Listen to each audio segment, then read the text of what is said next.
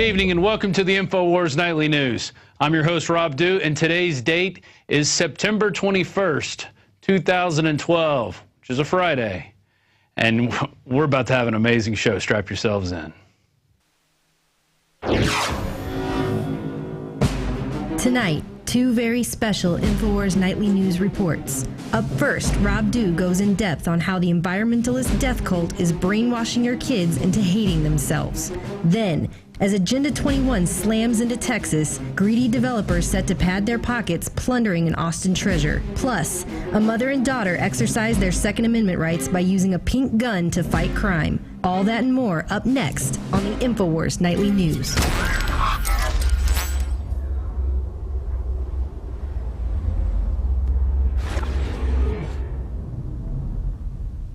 So we got two big special reports. One of them, Alex literally sprung on me just a couple hours ago. We got an amazing interview with a libertarian running for Congress in Texas, taking over Lloyd Doggett's spot, hopefully. And Jakari Jackson's got some interesting Second Amendment news. But first, we move to the dung beetle. Janet Napolitano, executive order on cybersecurity is close to completion, and this is out of The Hill newspaper. Homeland Security Secretary Janet Napolitano on Wednesday said the cybersecurity executive order that the White House is drafting is close to completion. Well, you guys remember how Barack Obama said several times, we're going to try to figure out how to do things without Congress's help. If they don't want to do it, I'm going to do it. In fact, I think it was last night on Dan Badondi's piece on security is slavery that he put that in there. And or was it Jakari's? I think it was Jakari's Judge Dredd piece. That's what it was. We got so many special reports coming out. We got so many great reporters working out. I can hardly keep track of it. And that's why I've hardly been doing the news. I've been trying to get these people in front of the camera, getting them looking good and making it happen. So moving on with this piece of trash here. At the Senate Homeland Security and Government Affairs Committee hearing, Napolitano said the executive order is still being drafted in the interagency process. That means they're figuring out how to really screw everybody out there. And is close to completion depending on a few issues that need to be resolved at the highest levels. Yeah, what the highest levels are, that's what corporations will be able to contact Department of Homeland Security and say, this person's posting something bad and I think it's bad, and go after them and shut their website down. And they've already started doing it. They've already been shutting down websites claiming copyright infringement, and they're just going to keep on doing it. And the web is supposed to be a place where information is free and transferred, and we all get to use it for the betterment of society. I mean, what else is it there for? Oh, maybe it's there for Google and Facebook to spy on you and sell your information to large corporations so they could just continue the process of siphoning the money out of your pocket. One more quote here in this article. The White House began to explore an executive order last month after Senate Republicans blocked it. That was Joe Lieberman article. Basically, they were going to go after, or Joe Lieberman bill, they're basically going to go after anybody who was posting anything, which I said before. Napolitano again urged Congress to enact comprehensive cybersecurity legislation, arguing the White House cannot completely address the threat on its own. An order from the president's office can't offer liability protections to companies which protect them from legal action if they're hit by a cyber attack. And what does all this mean? Well, we know if the government's getting into it, it's going to be bad. We're not looking forward to it. So moving on, we now got a real creepy story, and this is out of Fox 31 in Denver, Colorado. Stand Up for Kids founder arrested for sexual assault on child. So once again, we have one of the heads of these charities and do-gooder organizations for children has been found to be a pedophile, essentially, or at least is an alleged pedophile at this point. He's been arrested for sexual assault. So we're going to say he's an alleged pedophile at this point. I don't want to point any fingers, but he's looking pretty smug in that photo. And it's always interesting how it's always the heads of these organizations that are supposed to care for the children that we find they prey on the children. Just look at Jerry Sandusky. We covered that one earlier in the week. And basically, he was a founder of a nonprofit group that worked with homeless children in 37 cities over 2 decades. And it's the homeless children without parents to talk to or without people to run to, those kids that are not protected, that always end up being the victims and stuff like this because they're preyed upon by predators. These people like this are predators, and they look for easy prey. That's why they go after these kids. The police department confirmed that Tuesday Richard Coca Sr., who founded Stand Up for Kids in 1990, was taken into custody on September 15th after an investigation that began on August 29th. Authorities said over that period of time they built a case that alleges Coca was committing felony sexual assault on a child he was supervising in Aurora. And, of course, it's a position of trust. And they did give him a high bond, $250,000. He's not going to get out of there soon. And it's just totally disgusting. And we're going to have more on how the elites and these people in power positions prey on your children. But this time it's more so that they feel so bad that they want to end up, committing suicide or get into that thing that they're bad for the earth. And we're going to go into that a little bit later. Moving on to some science news. Warp drive may be more realistic than thought. And basically, scientists have worked it out. A ring-shaped warp drive device could transport a football-shaped starship to effective speeds faster than light, and this is out of Wired magazine. So NASA scientists now think that they can make warp drive happen. A warp drive would work by warping the space-time around any spaceship, which physicist Miguel Alcubierre showed was theoretically possible in 1994, albeit way beyond the current technical capabilities of humanity. However, such Alcubierre drive was assumed to require more energy equivalent to the mass energy of the whole planet of Jupiter that could ever possibly supplied, rendering impossible to build. So you need the amount of energy equipped or the same size as the mass of Jupiter in order to attain warp drive. Maybe someday we will get there. We won't get there if all the bees die, because I think it was Albert Einstein said, once the bees go away, we're not too far behind. And now we know mystery of the disappearing bees solved. And it's like what we said all along, most likely something man-made. We were speculating either it's going to be the cell phone towers or pesticides. Well, it turns out it looks like pesticides is the problem. Thousands of scientific sleuths have been on this case for 15 years trying to determine why our honeybees are disappearing, which is the biggest general threat to our food supply. Recently, the evidence was inconclusive for colony collapse disorder, but now they think they have a culprit. And it looks like, and interestingly enough, a chemical produced by the German chemical giant Bayer, they create a pesticide that is sprayed on acres of corn, wheat, and cotton seeds, and that seems to be the big problem. It goes in, they're called neonics, and they're absorbed by the plant's vascular system, contaminate the pollen and the nectar, and the bees encounter that on their rounds, and then it messes up their central nervous system, and it basically destroys their homing abilities, so they don't return to the hive with the food. The hive dies, colony collapses, and we're left with less bees than we had before. And scientists have been sounding the alarm here for a long time with this colony collapse disorder. So hopefully people will get their heads out of their ears and figure this out, and we'll stop spraying pesticides on every little thing we can touch and maybe go to more organic forms of growing. Honeybees have been likened to the canaries in the coal mine. Their vanishing is nature's way of telling us that conditions have deteriorated in the world around us. Bees won't survive for long if we don't change our commercial breeding practices and remove deadly toxins from the environment. A massive pollinator die-off would impair the world's food supplies and devastate ecosystems that depend on them. The loss of these creatures might rival climate change and its impact on life on Earth. Well, okay, maybe climate change. The climate does change all along. They didn't say man-made climate change, so I'm more inclined to believe in that. But I tell you, we definitely do have to be looking out for these honeybees. I see them all the time when I'm out, and they don't look good. They look very sick. Now I want to go from the bees dying to our children who are being baptized in this new Earth First death cult. Basically, we have these upper crust level educators, thinkers, scientists, Earth worshipers who think humans are bad. And their mission, instead of just doing away with themselves, and if humans are such a bad problem, go on off yourself. No, they want to tell us that we're bad for the earth and we basically need to die.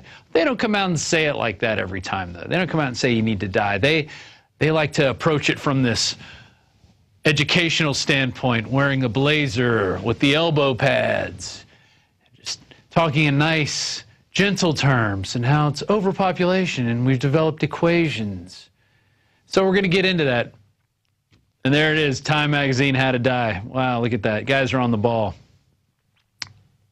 So it's all about training the young people to hate themselves and to hate life and to hate technology and to hate success. And it's to get you in that mindset of wanting to be a slave. And we've got a great example of that we're going to come up with and show you in a second. But first, I want to go to a clip of Al Gore. And this is from 2009, where he was talking to the kids, getting them prepared to become good little green police. Let's go to that clip. There are some things about our world that you know that older people don't know. He goes on to say and equate that our generation told our parents that it was wrong to have segregation, which it is. And what he's trying to do later, because this is a climate change conference, he's trying to equate racism with this fake climate change agenda he's pushing. And that because you're smart and we're giving you privileged information on the inside, that now you know stuff your parents don't know. And we're going to see more of this. You need to tell your parents to stop driving, to change their light bulbs, to change their toilets. All this stuff happens, and it slowly creeps through. Well, back in 2008, and there was a TV network that told kids how long their carbon footprint should be to allow them to live. There's that full screen right there, and it was a video game, and it's got a little piggy on it, and it says, find out when you should die. And this is a little game for kids. So it goes on to say, how big of a greenhouse pig are you? Click on the question numbers across the top and select your answer for each one. The Australian average answer is indicated. With each answer, see how your CO2 production compares to the average Aussie greenhouse pig and the environmentally sustainable green pig. And when you're done, click on the skull and crossbones to find out what age you should die so you don't use more than your fair share of Earth's resources. So they're indoctrinating the little kids into this mindset of, oh, if you have a pool or if you have a big car, you're a greenhouse pig and therefore you should die. Well, now let's move into this week. Urian Bassan wrote an article titled, UC Professor Eyes Permanent Sterilant to Cull U.S. Population. And it goes on to talk about this University of California Riverside professor, Richard Cardullo, was talking about Gossipol and the derivative used of it being a sterilant and the World Health Organization and all this other stuff. But what was interesting, and I watched not all the video, I skipped the first part of the question and answer. I watched a little bit of it. Basically, he got into science, he was into physics, and then he went to Harvard, one of these upper crust schools. And there he learned that humans were bad, and he started studying basically the effects of reproduction and population. And so his job now is to go around and tell kids that the earth is overpopulated and that steps need to be taken. And he puts it in terms that the kids can understand that if their generation is going to be part of the solution, then they need to just stop having children and start practicing birth control and hell, maybe even get sterilized. So we're going to go to a few clips that I cut out of this. It was an over-hour presentation, and we're going to analyze each one. Each one's maybe about 20 seconds long. First one, he's going to talk about Thomas Malthus. And if you've listened to Tarpley, you've heard the term Malthusian. Well, this is where it comes from. Here's that clip. Robert Malthus was a very famous British economist and clergyman, and he argued that the population would inevitably increase faster than the food supply unless it's kept in check by things like famine, disease, and war. His ideas actually gained a lot of support, and he actually wanted to use his arguments to limit food supplies so that we could control populations. Control populations. That's what it's all about. It's just, we're going to limit the food supply so people starve, and that's how we're going to control population. Well, let's go to some quotes from Malthus. This first one's about the plague. Instead of recommending cleanliness to the poor, we should encourage contrary habits. In our towns, we should make the streets narrower, crowd more people into the houses, and court the return of the plague. In the country, we should build our villages near stagnant pools and particularly encourage settlement in all marshy and unwholesome situations. There's Sir Thomas Malthus. That's what he thinks of humanity. He's a real smart man. And by the way, the people he influenced were people like Charles Darwin and others like that, basically the fathers, the grandfathers of the eugenics movement. Here's another quote from Malthus. All children who are born beyond what would be required to keep up the population to a desired level must necessarily perish, unless room can be made for them by death of a grown person. We should facilitate instead of foolishly and vainly endeavoring to impede the operations of nature in producing this morality.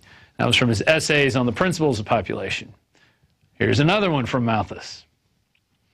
The power of population is indefinitely greater than the power in the earth to produce sustenance for man.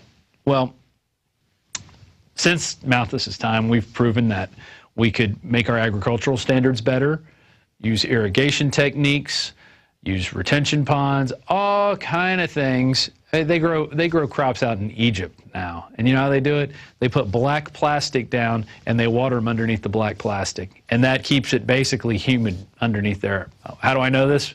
Well, one of my relatives is a farmer who went from Michigan all the way to Egypt to learn how they farm in the desert. And now he's grown his crops to greater levels. And so we have the technology, and anytime the human race has come up to a problem, we can find ways around it. Usually we don't, we resort to war, but there's a lot of great things that we have created, and when pushed in the right directions, we can make these things happen for the betterment of man.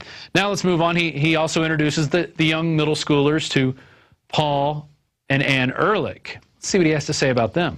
These are very famous people, especially in the 1970s. Paul and Anne Ehrlich are scientists and faculty members at Stanford University, and they were interested in the effect of populations on the environment. So they came up with a very simple relationship, which is I equals PAT. It's called the IPAT formula. And simply what this says is that the environmental impact, okay, is going to be affected by, first of all, the population size, second of all, by the affluence. So for instance, if you want to minimize environmental impact, perhaps you should consider lowering your standard of living, for instance. Oh, you see, if we all live in slums, then we can have more people. But that's the only way we can have more people in this world, is if we all live in 16 by 16 apartments. Oh, remember that report Melissa Melton did? That's right. That's what they're trying in New York. 16 by 16 square apartments where you can live like a prisoner. And if you do that, well, then we can have a few more people. But if you don't, then your affluence is too high, and you're a greenhouse piggy, and you must be killed, and find out when you should die. So this all starts when they're young. It starts with coloring books about polar bears and about dolphins and penguins and how they're all endangered from evil man. And yes, there is a lot of pollution going on in the world. But guess what? It's not me doing it. It's not you doing it.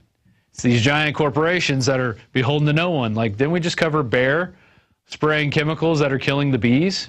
Oh, wait, I'm not spraying the chemicals unless I use them myself and I buy them. So I'm actually am doing my part to kill the bees, and in a sick way. But I really don't. I don't use anything. When I have ants or anything like that in my yard, I use hot water or boric acid, which is benign. But it's neither here nor there. We have more clips to go through. This guy is not done. I mean, he brainwashed these kids hardcore for an hour. Let's look at some Paul Ehrlich quotes. When an area overpopulated, when is an area overpopulated? When its population can't be maintained without rapidly depleting non-renewable resources. By this standard, the entire planet and virtually every nation is already vastly overpopulated. Wow. Even though there's enough room in Texas to give everybody an acre of land in the entire world and live on it. So how are we overpopulated? Oh, well, Paul doesn't want to answer that. He was too busy writing books in the 70s about population booms and how we were going to have these massive catastrophes. And it seems like those catastrophes do end up happening, but only after they're engineered, only after control of resources is instituted, usually by these giant NGOs, World Health Organization, Rockefeller Foundation funded groups come in and want to control things. And that's when you have famines. That's when you have genocides. Let's go to another Ehrlich quote. The development of a long-term sterilization capsule that could be implanted under the skin and removed when pregnancy is desired opens additional possibilities for coercive fertility control. The capsule could be implanted at puberty and might be removable with official permission for a limited number of births. And he wrote that along with John Holdren in Ecoscience. And if you're a member of PrisonPlanet.tv, you can go to an interview we did with Tarpley in our special report section, and it basically covers Ecoscience from front to back, mainly centers around Holdren because he was the science czar, but both Paul and Ann Ehrlich helped write the book. So these people are basically peas in a pod. Got one more Ehrlich quote. A cancer is an uncontrolled multiplication of cells. The population explosion is an uncontrolled multiplication of people. We must shift our efforts from the treatment of the symptom to the cutting out of the cancer. The operation will demand many apparently brutal and heartless decisions. That's Paul Ehrlich in The Population Bomb. It's a book he wrote in the 70s talking about overpopulation then when we had about 4.5 to 5 billion people. Well, now we have 7. But actually, the increase of population is slowing down, and plenty of people have said that it's going to peak at about 9 billion and then start going down. Now, there is a problem with this. There is a problem with the population going down, because what that means is there's less young people to take care of the old people, and then you have a crisis there, which we're already seeing now, because there's a lot more baby boomers than there are people my age and the people in the generation behind me. A lot more baby boomers, and they're going to take a lot of resources to care for, and which we could come up with problems for, but instead we're just going to run around and talk about how bad it is to get old or be young or to have children and to get people into this Hunger Games mentality. Let's move on. We got a lot more clips to go through with Professor Cardullo. Let's see what else he has to say. Here's the next clip.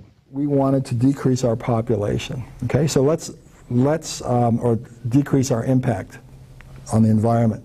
If we simply decreased the consumption of environmental resources by 5%. So you go home tonight and you tell your parents, what if we cut down our gasoline consumption just 5%? In the next few years. Can we do that? Yeah. See, remember Al Gore? There's things that you know that your parents don't know. That's right. If we could just get our kids to start telling us what to do and running our lives, everything would be great. And that would solve all our problems, because we've got the kids into this environmental fanaticism. Let's go on to the next clip. So you can do a lot with these two, but ultimately the argument is we've got to do something about population as well. What about the United States? We're very affluent. You've seen many examples of that. The Earth at nighttime should have convinced you of that. We currently have a population of 313 million people. Okay? If we want to take the population down to 150 million, okay, all it would require over the next 100 years is to lower that birth rate. Okay? So he's not saying go out and kill people. He's just saying, you know, lower the birth rate, which what they talk about in Ecoscience is through sterilization and forced abortion and contraceptive use against your will, anything basically to keep people from breeding. So, you know, he's proposing, in order to not harm the environment, to cut our birth rate down in half, and that would thereby bring us to about 150 million people instead of 320 or 30 million people where we're at. Very dangerous ideas indeed, but he's planting these seeds into these young minds, and these kids are going to go around and regurgitate this later, and they're going to think this is true. And then they're not going to want to have families, but that'll be okay. It's for the earth. And then the only people that are having kids are people like Mr. Cardullo who are out there. They're going to have kids. Ted Turner has 5 kids. Oh, but they're all grown now, so it's different. You know, we had to create these rules now because now we see the problems. Let's go to the next clip. Okay. That means your generation and the next generation, if they're committed to doing this, it would mean having family sizes that on the average are 1.5 children per family. Some would have 2, some would have 1, about 50-50. That would mean we could decrease our population by about half and hopefully maintain our standard of living. That's what that means. So we have to get rid of half the population in order to keep our standard of living, according to some crazy people who in the 70s wrote we were already at a population crisis. What happened 30, 40 years later? We're still here. There is no population crisis. The crisis is with these people going around brainwashing our young children. But did you see how he's doing it? It's going to be up to you guys out there. It's going to be your problem. It's not talking about the debt or the endless wars that we're fighting. No, no, no. It's all about the population. That's the only problem. Let's go to the next clip. Now, if we want to decrease the population, we can do it a number of different ways. I'm going to show you the thing that affects populations more than anything, and it's something I've already shown you one picture of. It's those. Okay? Sperm is a vector which ultimately leads to, and so do eggs, lead to increased population. There you go. So how do we attack population? We attack it at the source. We go after the men, we go after the young women, we make them infertile. And he goes on to talk about cottonseed oil, which they figured out in China was a natural sterilant. People cooked with cottonseed oil, they didn't have as many kids. And so they basically stuck the World Health Organization and a bunch of Rockefeller-funded groups. We actually covered this in a couple of Yuri and Masan articles, how they were in the 60s and 70s funding experiments and working with gossypol, also known as cottonseed oil, to create male infertility pills. The problem is if you take more than 10 times the recommended dose for infertility, you die. Well, I guess that's another way to end the population. Let's go to this last clip. So many scientists want to know, are there ways, are there new ways that we can control population or fertility rates by targeting specific cells, sperm or eggs, okay, so that individuals can make the decision to keep those rates low.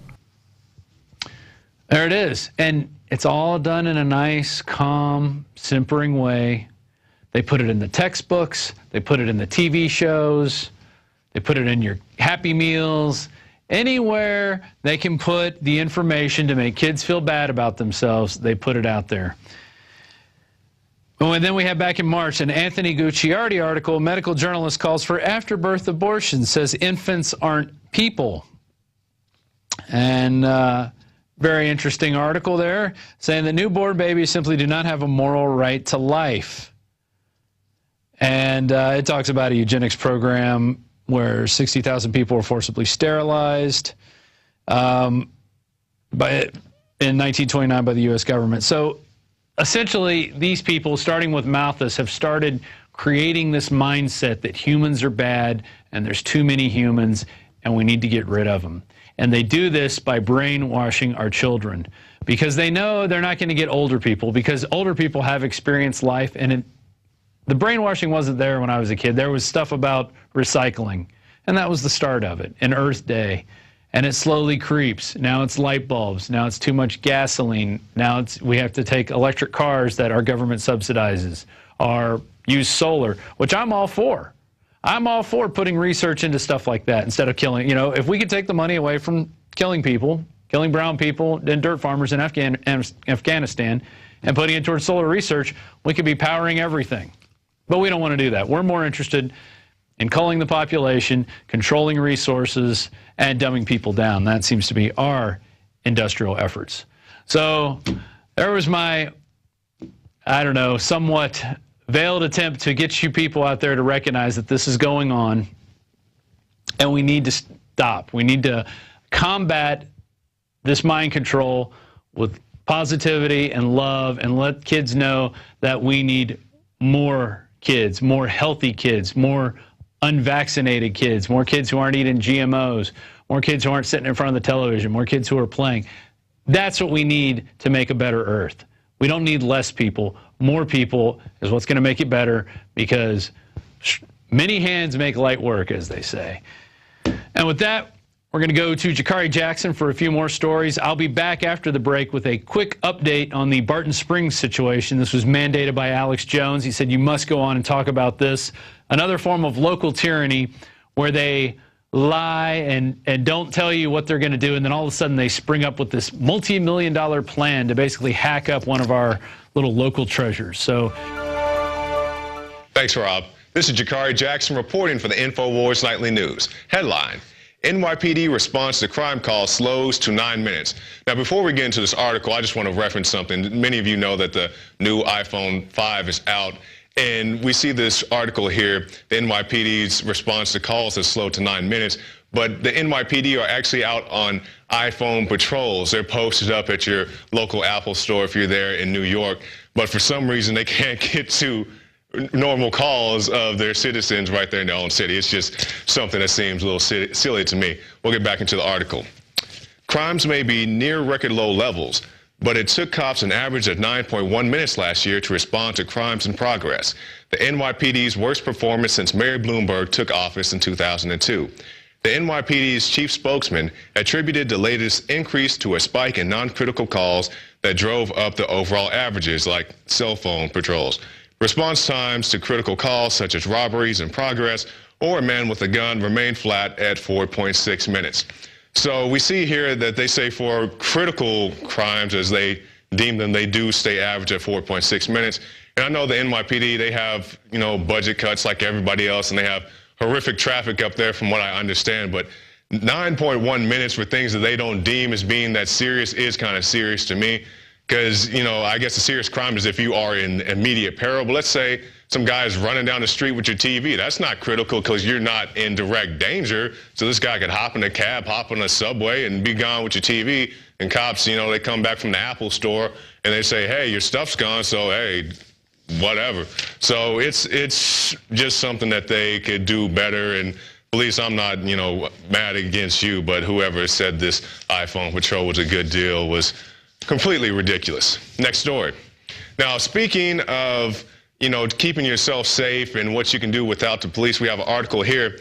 Mother, daughter, and pink pistol subdue criminal. And this is exactly what I'm talking about. If police can't be there in a decent time to protect you and your property, you should be well able to protect yourself. And of course, I'm referring to a gun. Mother and daughter pinned a burglar to the floor of their home and called police while keeping a pink stock gun pointed at the intruder until officers arrived. And we actually have a clip of that video, and we'll show that to you now. He was about right here. He was Marty Childs, according to police. Rebecca says he had cash from her purse in his hands. I shut and locked the door, the deadbolt door, so he couldn't get away. As Rebecca wrestled with Childs, she called for her sleeping daughter to grab her gun. I actually wasn't nervous. I knew I had to back away from him a bit so he couldn't get to me. So there we go. We see a mother and daughter fully able to take care of themselves. Had they been in New York, they'd had to wait around for God knows how many minutes for the police to come and get there. But since they took matters into their own hands, not took the law into their own hands, but took matters into their own hands, they had a firearm to defend themselves, and they did a great job. You see, they didn't run out there and shoot up the whole neighborhood trying to hit one guy. They were responsible gun owners. You heard the girl in the clip. She said, hey, she pointed her pistol at the guy. She didn't want to shoot him. She said as long as he stayed down, there wouldn't be a problem. He stayed down. The police came and arrested the guy.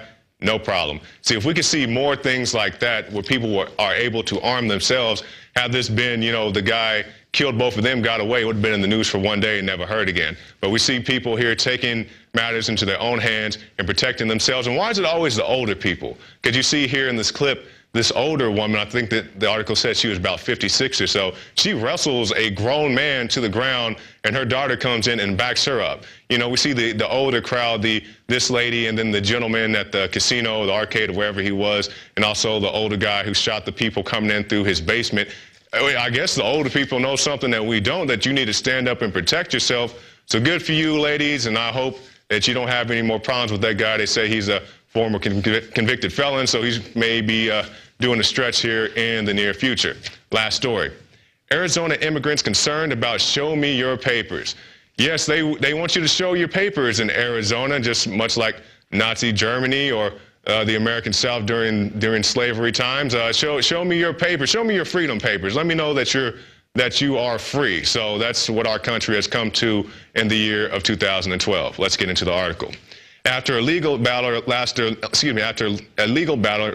more than 2 years, SB 1070's subsection 2B entered into full force on Tuesday after U.S. District Judge Susan Bolton lifted an injunction she imposed in 2010.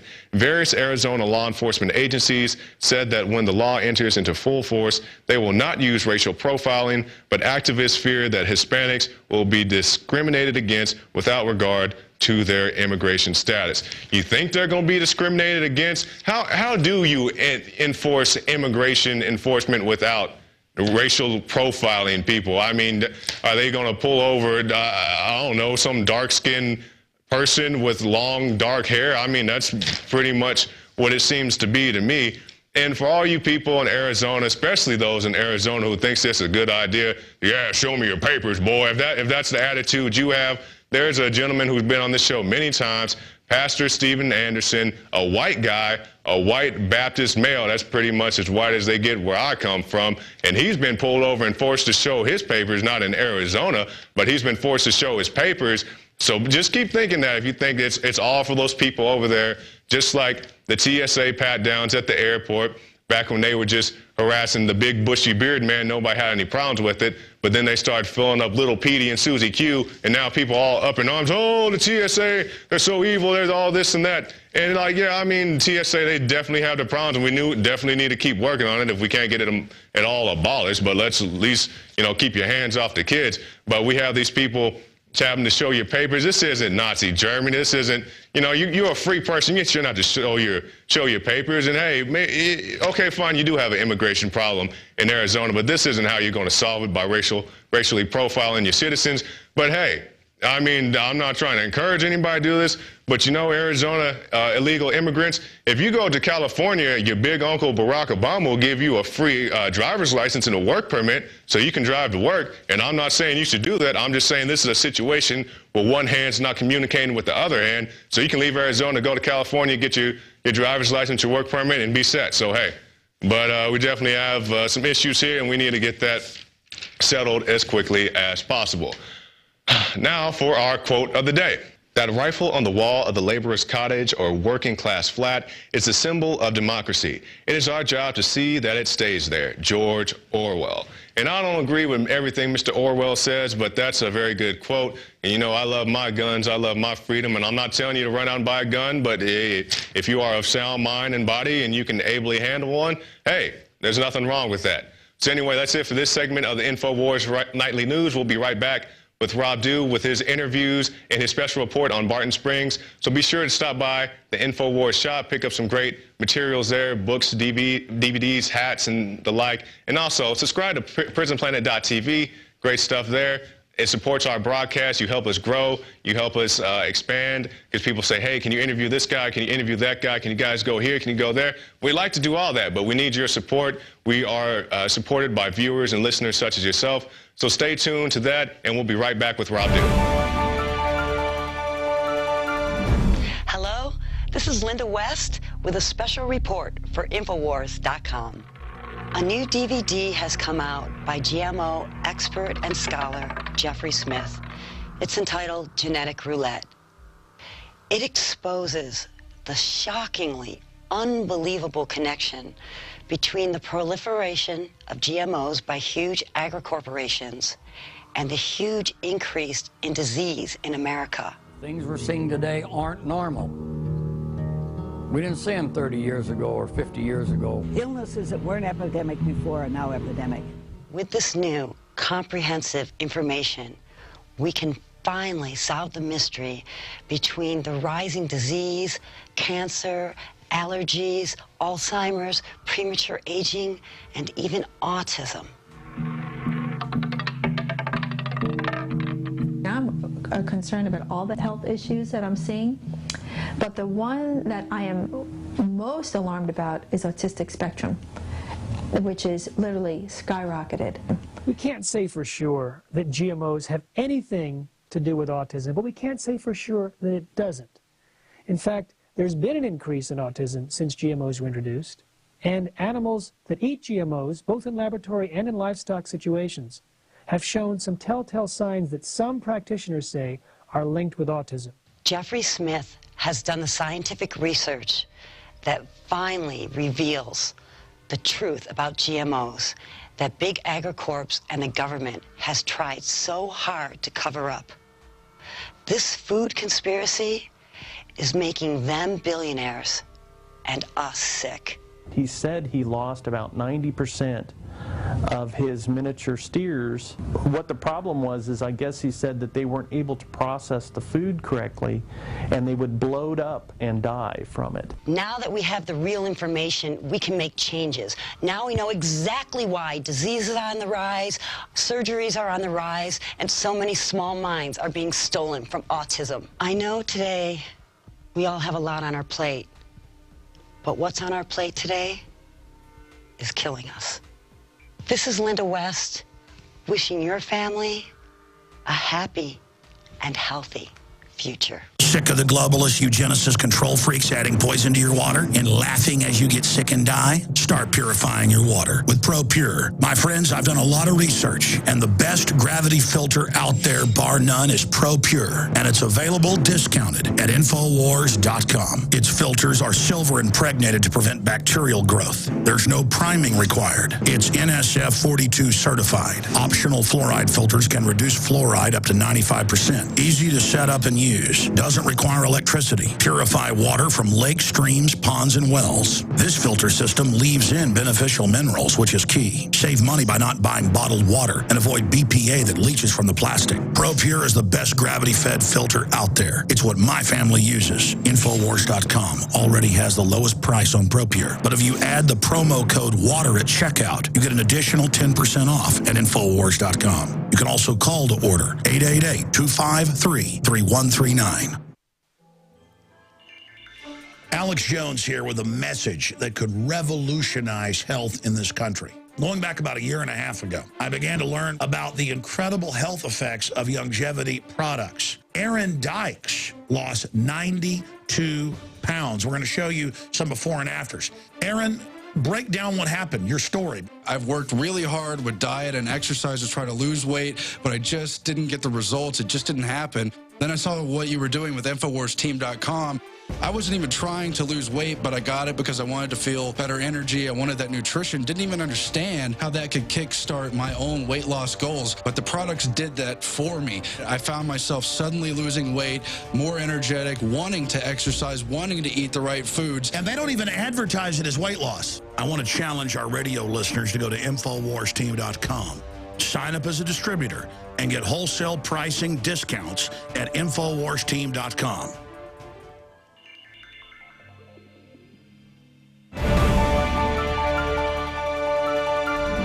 Welcome back to the InfoWars Nightly News. I'm your host, Rob Dew. And thanks to Jakari for doing that last segment there on the, especially I like the pink gun story, holding them off with the pink. Anyway, we're going to move on to this report we have here. Greedy developers set sights on Austin Treasure. This is kind of an ongoing fight that's been going on between people who want to take this amazing pool, let's roll some of that footage over top of it, Barton Springs, and kind of change it to where, you know, only rich people want to go there, basically gentrify it. Right now, everybody in the world goes to Barton Springs in the summertime. It's about 105 out. The water is in the low 70s. Amazing place. The waters are, I mean, it feels like you're being bathed in the most amazing water. Just swimming there.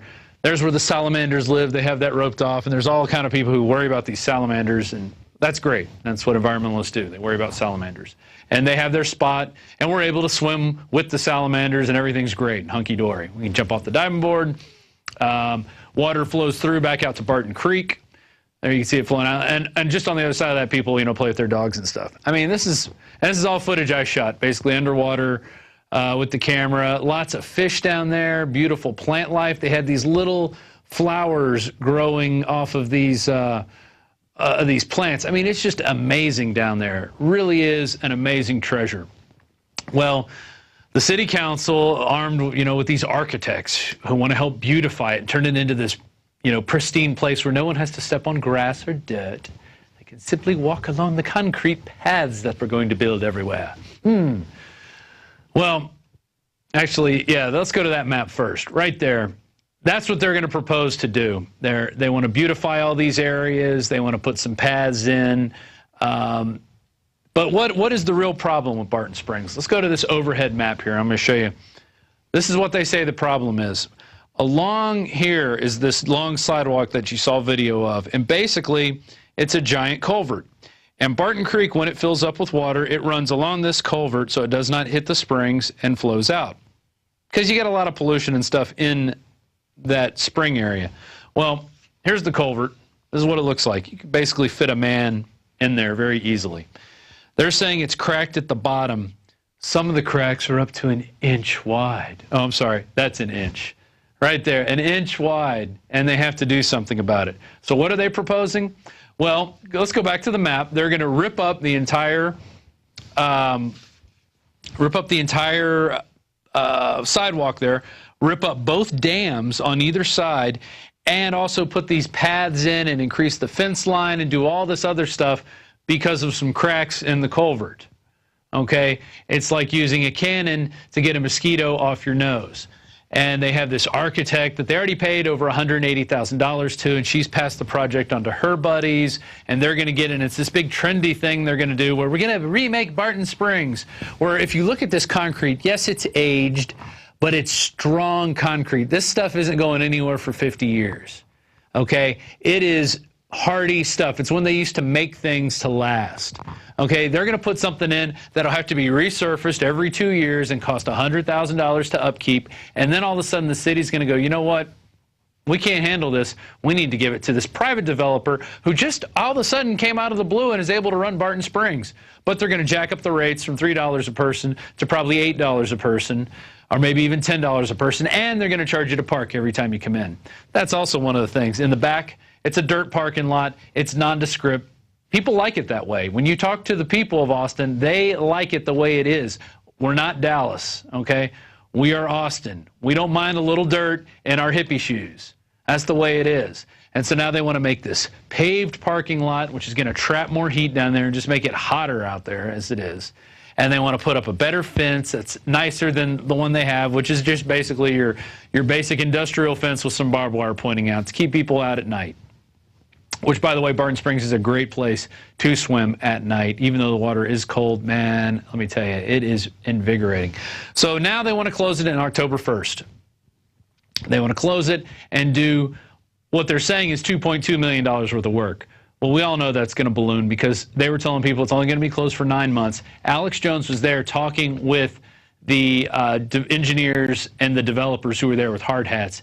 They say it could take up to 11 months. It could go even longer than that, and it stipulates in their entire process. So they're using this excuse of, well, we've got to fix the culvert to basically change the entire face of Barton Springs to make it more friendlier to people who don't like grass and trees and stuff like that. And you know, have you ever seen a foundation repair to a house? They don't destroy the house in order to rebuild the foundation. They dig up underneath it and do that. And what they're going to do is actually drain Barton Springs to about a foot so they can do all these repairs, and it's going to kill all the wildlife there. It's going to kill the precious salamanders. Okay? Do you hear me, environmentalists? It's going to kill the salamanders because it's going to drain the other pools that are surrounding it where the salamanders actually breed. So this is going to be devastating to the entire ecosystem of that area when they drain this and do all their work. They're going to drain it to about a foot deep. This place is up to like 25 feet in some places. I mean, you dive down and you look up and you're like, wow, there's like several layers of people on top of me. So here's a quick couple of interviews I did while I was out there shooting some video, just asking people what they thought of the repairs, and then we'll come back and just look at the costs. And how long have you been coming to Barton Springs? A couple years with my daughter, Kyra. Cool. We come down on Saturday mornings and swim. The water's awesome, and the people are cool. We've been down here for a full moon howl. It's a great place. Everybody's always in such a great mood. Excellent, excellent. Now, did you hear about the closure that they're going to do possibly October 1st? We just recently heard some rumors about that, and I really don't know enough about it, but I kind of like the walkway that's here, the texture of it, and just the character of the whole place. I don't know what they have in mind for modifications, but I really don't see any need for it unless it's falling apart underneath. You know, cosmetically, I don't think it really needs anything. I think the Springs is pretty cool the way it is. If it's something inside of the bypass, it seems like the main way to fix it would be inside of the bypass. I'd come here a lot and I can't see any obvious external problems with the sidewalk. Maybe it might be like an aesthetic thing that, you know, oftentimes people will use a necessary construction for like an obvious aesthetic changer. and that could be the case. I'm sure you're familiar with Barton Creek and stuff. You know, a lot of people make up environmental like nuisances as a justification for their own development and building. That was just from a couple of the citizens of Austin that I talked to. I tried to get on camera the head manager there of the Barton Springs pool, and she wouldn't talk. And I was there not last week, week before last. That's when Alex started sniffing out this story. And she wouldn't talk to me on camera because she hadn't been notified yet of when it was really going to close. So that's what your government, local government, thinks of you, Austin. They're going to keep you in the dark and feed you manure. And what's that called, being a mushroom? And so now they've finally come out just this last week. They're saying, oh, we're going to shut it down October 1st. We're going to start, here, let's go to this overhead right here. They're going to drain it here, this shallow end, and this is the deep end. And they're going to drain this and start repairing and destroying the awesome concrete sidewalk there and put in a new one that'll probably have to be repaired in 5 years or less, I predict. And then they're going to drain the rest of Barton Springs and finish the repair around. They're going to redo the 2 dams, which are in perfect working order. And they put out this, the Watershed Protection put out this thing here. Here's what it says. Shallow end pool closed October 1st until project's in. Pool closed mid-November until the project's in. The pool should reopen before March 2013. However, the schedule may change due to weather conditions or construction issues. Oh, wow, that's pretty open-ended. Sounds like we got a plan, huh, Austin? We're just going to close down the springs and destroy it, and then when we have construction issues, oh, well, no more Barton Springs. Too bad the developers came and ruined it all. And this was voted on by your city council that also votes to keep fluoride in our water and tells us it's good for our teeth because you got your crackpot mayor sitting there going, well, my data says it's good for me. Hey. When I've been to the damn plant, I've seen what they put in our water. It's frickin' poison. Here's a card Alex got from Lori Dries, PhD. She's an ecologist for the city of Austin. She basically said, here's her card. She basically said, when they drain this thing, it's going to kill all the wildlife in there. Nothing's going to survive because it needs that water to live. And then who knows what else they're going to put in through all their construction processes, what kind of contaminants and stuff.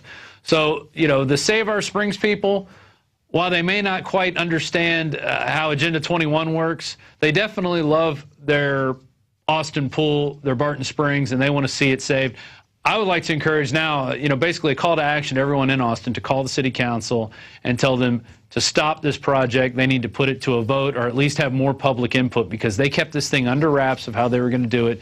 Then they try to spring it on us when nobody's looking because there's not a lot of people there right now. There's a lot of regulars. The regulars are there every day. The regulars swim year-round because it stays the same temperature year-round. But it's not crowded like it is, you know, in the months of August and July.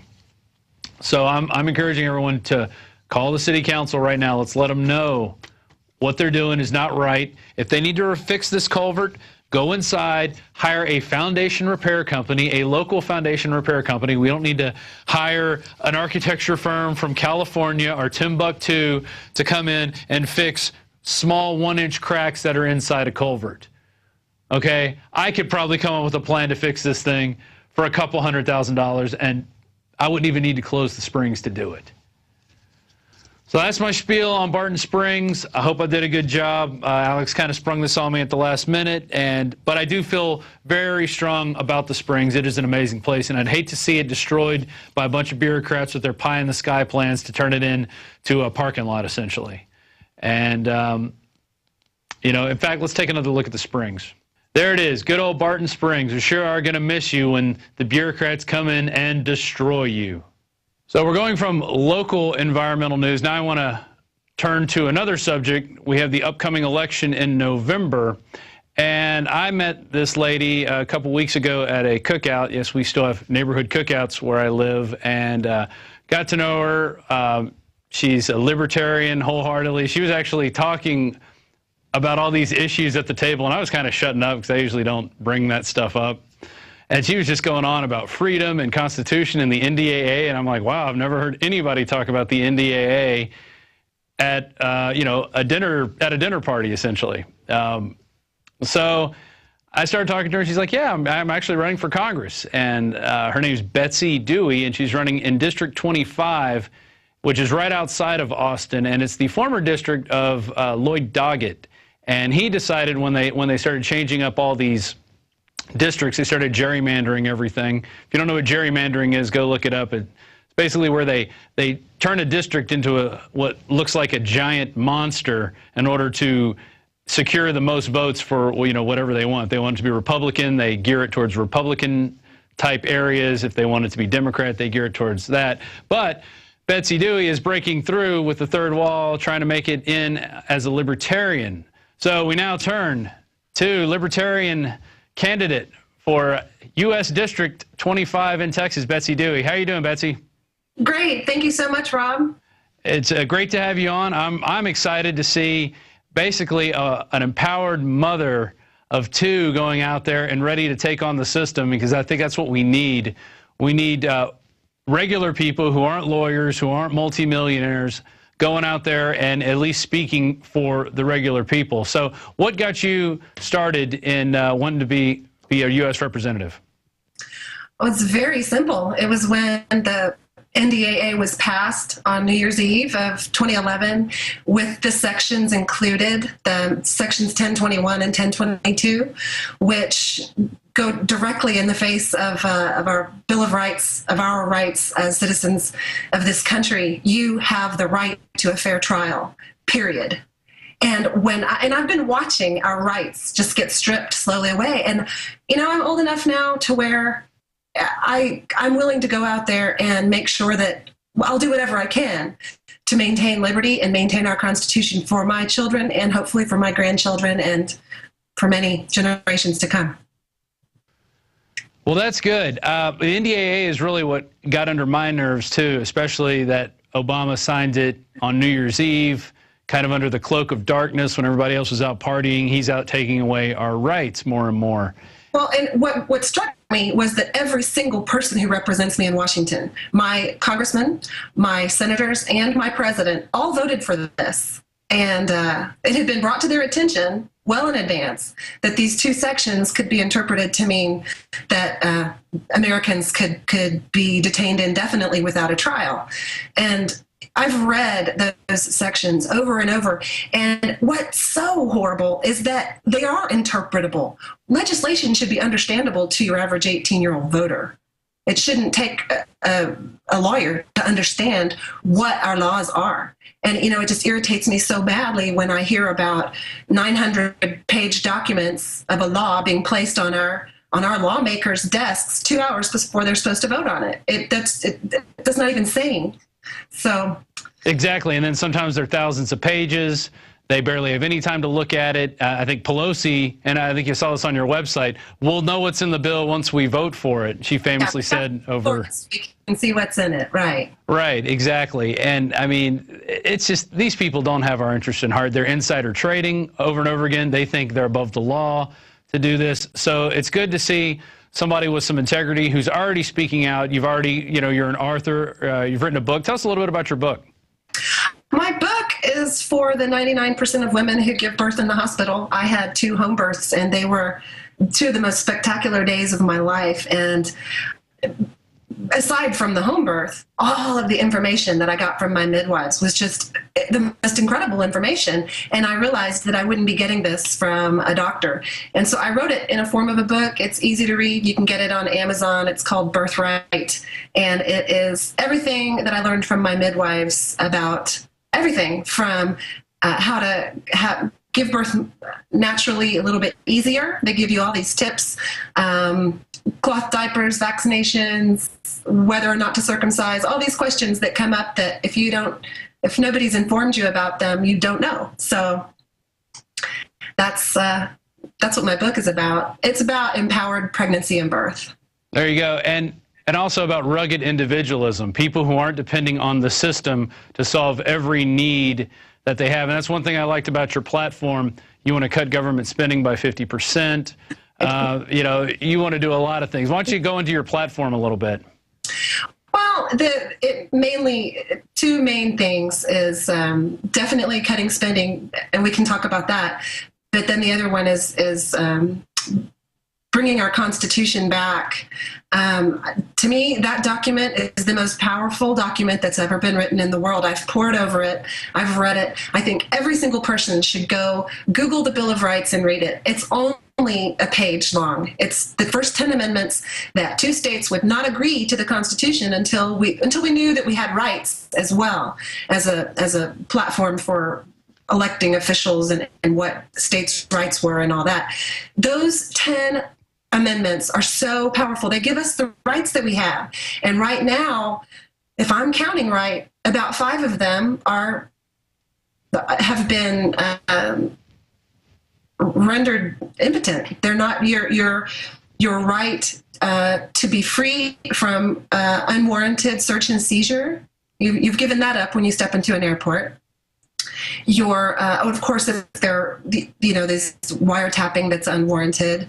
Drone strikes, that doesn't come across as very constitutional to me. Or how about secret presidential kill lists, where they've so far killed at least 2 of U.S. citizens without trial, without even notifying them of any charges? Just boom, death from above. I mean, this isn't the type of government we want. No, our founding fathers would take those guys out. I mean, this country represents freedom, or at least it did at one point. And there's, we're supposed to have freedom of speech, period. And nobody should be making excuses for our freedom of speech. People say all kinds of stupid stuff. You don't have to listen to it. You choose to be offended. So our freedom of speech, our freedom of the press. What happened? When I was a kid, Walter Cronkite gave the news, and it wasn't an agenda for a party. If you look at the news, the TV news, it's all an agenda for either the Democrats or the Republicans. It's not news. And I know journalists take an oath, kind of like our representatives in Washington do. And their oath is to not be biased and to bring us what's going on. And that's not happening. I don't see that happening. I see it a little bit. I see it with INFOWARS, and I appreciate you guys a lot. Well, that's good, because we're out there trying to fight the fight that nobody, at least the minority of us, the freedom lovers out there, really want to fight. It seems like we're up against a lot of sheep, a lot of people who want to claim, you're conspiracy theorists, because we actually look at both sides of the issue instead of just, taking for granted what the mainstream media says, for instance. But, what I really want to go into, this district, 25, it used to be Lloyd Doggett's pet district out in kind of parts of Austin and then the outlying areas. Austin's a heavily Democrat town. Now they've rearranged the districts. And so what's happening in District 25? And so it's kind of an open race, pretty much. There's no incumbent here to be able to just sit down and sit on a cinder block and say, this is my district. That's correct. Austin, it doesn't make sense to me that you would chop a city up into 3 pieces and then stick big rural chunks onto those pieces in order to devalue their vote. Austin is a liberal town, but did you know that Austin is the most libertarian city in the country? I've heard that Greater Austin donated more to Ron Paul's campaign than the entire Live Free or Die state of New Hampshire. So it is very liberal, but part of libertarianism is liberal in that we're socially liberal. We don't think we have the right to tell anybody what to do with their body or with their possessions, as long as they're not infringing upon the rights of anyone else. So it doesn't surprise me that that libertarianism and liberalism are healthy in Austin. But they've chopped it up into 3 pieces, and my district does include the University of Texas, part of West Austin, and a little bit of East Austin. There's kind of a finger that runs through Austin, and then it runs from south down in San Marcos, over through Dripping Springs and Johnson. I don't know if it goes as far as, I think Johnson City. Yeah, we have the map up now, and it doesn't look like it goes all the way to Johnson City, but Lockhart, Gonzales, a lot of Interstate 10. It goes all the way up to through the Lake District, through Marble Falls, Lakeway on the west, and ends up just south of Fort Worth. So it's a long, skinny district. And it's a fairly big district. These are a lot of different population centers in the area. How is your campaign going? Are people receptive to the libertarian message of freedom and prosperity? Well, everybody I talk to is, I think everybody's libertarian and doesn't know it. I've been doing a lot of educating about what libertarianism is, because it's the direct philosophical descendant of what our founding fathers were. We are the direct philosophical descendants of our founding fathers. It's simply, we were breaking free from a tyrannical government. And it seems like that's what we need to do again. So people are very receptive to it if they're willing to get out of their box. And the Libertarian Party has something called Project Politically Homeless. You might see a table down on South Congress or something. And it's for people who don't feel like they fit in with the Republican or Democratic Party. And they wonder what they are. And then they realize, oh, I'm a libertarian. So it's amazing, the response that my campaign has had. That's good. And in reality, there are a lot of different people with a lot of different ideas of how things should be run. And we've been pigeonholed through, the media and just society in general, saying you got to be Republican or Democrat. It's the only thing there is. And that's all I was told as I was growing up. And I remember when I started listening to Harry Brown, I said, I'm a libertarian. That's it. And I don't agree with everything they want to do, but I definitely lean more to freedom and prosperity than I do to more wars and more taxes. I mean, that's just it. And you got the war party and the tax party, and then they both like wars and they both like taxes. So yeah, they really do end up seeming very, very similar when it come down to it. Yeah. So talk about your opponent. You're going up against a Republican named Roger Williams. He doesn't even live in your district. And how's this work? How's this carpetbaggery work? Well, it's actually constitutional, so I'm all for it. When our Constitution was written, the guys who were writing it did not agree on everything. They had to compromise in big ways in order to make this Constitution work. And when you read it, you don't agree with everything either, but that doesn't mean that we don't stand by it because we agree with it. So, Constitution, Article 1, Section 2, which describes who can be a congressperson, you simply have to live in your state to represent any district in your state. So he's well within the constitutional bounds to be doing what he's doing. He's chosen a Republican district because he wants to win, and he made a good political move. Mm-hmm. Well, I guess maybe I'll just go run up, go to the Panhandle and tell those people how to live their lives, because I'm here in Austin and I know everything. Right. I think that's ridiculous, but okay, it is in the Constitution. I guess they were thinking of that for a reason.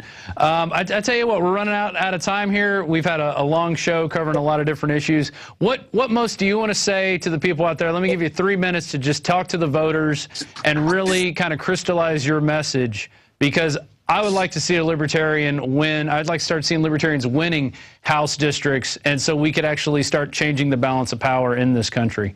So, Betsy Dewey, going for U.S. House District 25, go for it. Well, I'm thinking about what our children and our grandchildren are going to inherit. And it is mathematically impossible to be borrowing 43 cents of every dollar we dole out. We've become this, I don't even know why China would be continuing to lend us money. We've been downgraded again. We keep printing more money. The liberal media doesn't really talk about it. I mean, why would they? So when you go to the grocery store and you notice that your favorite item is now crazily expensive, it's not because it's necessarily, your dollars are worth so much less. When you go and get your paycheck seems like it's not going to get you enough gas to get to work anymore because your dollars aren't worth as much. Every dollar that's printed, and put out into our system makes every dollar you have worth less. And this keeps happening. And it's inflation, it's spending. The Republican Party doesn't really talk about ending the wars, and that's our most expensive item, our most expensive ticket. And then it's, like the idea of welfare. Americans are very big-hearted people and very charitable people. The wealthiest of our nation give so much to our communities, and they'll always do that. That's part of our American spirit. I believe that. And when you tax people too much, Because and even if we didn't tax people, even if we took taxes away, which is a libertarian philosophy that taxes are actually theft and that they're not constitutional. Well, they are, because we've given Congress the ability to tax. But the idea of taxing like a socialist country to the tune of 50% or something just isn't what. That's not freedom. That's slavery, actually. Right now, most people are working 3 to 4 to 5 months a year as a slave because that money goes directly to the government. So what are we looking at handing our children? A completely busted economy, which isn't going to be pretty for anybody. And Americans need to stand up for themselves and for each other on an individual level. We don't need to be looking to the government to hold our hand. That's slavery too. When somebody keeps lending you money or giving you money, they own you. And I'm fiercely independent. I don't want to take a dollar from anybody. So I'd find a way to make a dollar. I'd go play my fiddle on the street corner if I had to. So I'm so disgusted with the treatment of our Constitution and of our Bill of Rights. Once again, go read the Bill of Rights. You'll be doing yourself a huge favor. And I'm not just going to stand by and watch it happen. So that's why I'm running. And I hope that message resonates with all Americans, but particularly those in District 25 in Texas. There you go. Well, you know, I'm not sure if I'm in District 25 at this point, but I am in South Austin, so I might be. And if I am, you definitely have my vote because, you know, I like the fact that you're not a politician, you're not a lawyer, you're not coming from this upper class privileged background. You have a real good head on your shoulders, and, you know, you've got your eye on a lot of issues. We didn't even cover them all. You know, we were talking about FEMA camps the other night. You know, you've really understand what's going on in this country and how the paradigm is shifting. And if we have more people out there getting into politics for those reasons and not just for selfish reasons so they can make more money off the backs of Americans, we would have a better country. So I salute you for taking that stand and going out there and working for the people. So thank you. Thank you for what you guys are doing. All right. Well, there you go. That was Betsy Dewey, House District 25 in Texas. She's running, it'll be this election cycle. She's a libertarian. You know, if you haven't gone and seen what her platform is, you can go check it out at votebetsy.com. And it'll take you to, she's got other websites out there, and you can go to her Twitter account, you can look at her Facebook, plenty of ways to keep in touch with her, get some signs, go out there, maybe volunteer for her if you're in her district. And let's see if we could take this district that used to be Lloyd Doggett's and heavily, you know, staunch Democrat. Let's change that. Let's go ahead and put a libertarian in and see what happens, especially, you know, a libertarian mother of two who's very strong, and she knows the issues. I've had a good talk with her a couple weeks ago, and she definitely understands what is going on in this country. She's not blind to these issues, and she's not interested in special interests. She's interested in her kids, and that's at the bottom line, that's what we should all be interested in. Earlier tonight, we talked about how, you know, these maniacal green eugenicists are teaching our kids over and over again that it's wrong to be human, that it's wrong to have technology, that it's wrong to be successful. And we have to combat that with truth and love, and that's how we're going to change this thing. And we're not going to stop until we win. And with that, that's our show tonight. I'm Rob Dew. We'll see you next Monday, and we're going to have many more shows. Please consider becoming a member of PrisonPlanet.tv. And thank you for all your support. If you haven't supported us, please do. You get a 15-day free trial, plus one passcode is good for up to 6 computers. So you can give it up to 6 friends. You guys can all get on, watch the nightly news, watch Alex's show, watch the rants, the special reports. It's a great resource. Make use of it while we still have the internet. Big Sis is already looking at creating an executive order where they can take over the web at any time. Their little cybersecurity bill, which is basically doing the bidding of the giant corporations. So with that, become a member of Prison Planet TV and use your net before you lose it. Thank you.